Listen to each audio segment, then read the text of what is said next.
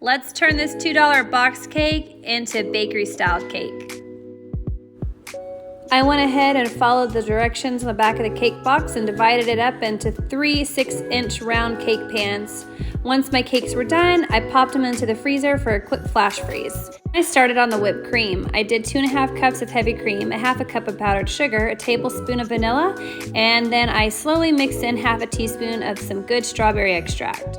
Then I gave it a licky lick to make sure it was good, and it was. So then I went ahead and started chopping up some strawberries and slicing some strawberries.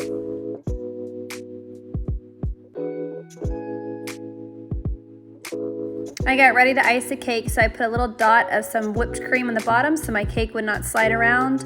I topped it with some whipped cream, a little bit of my diced strawberries on top of the whipped cream, and did this a couple of more times. Once I was done, I went ahead and coated the whole cake with some whipped cream.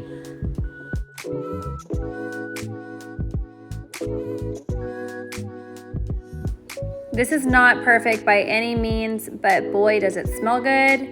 And I know it's going to taste good. So I went ahead and kept putting my whipped cream on it quickly, and then I got my sliced strawberries and put those on the base of the cake. Just stuck them on there, stuck right on.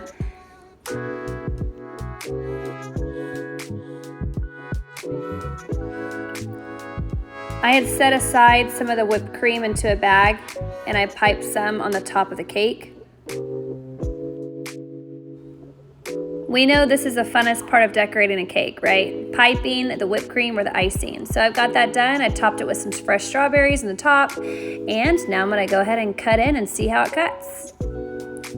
So far, so good for being a $2 box cake.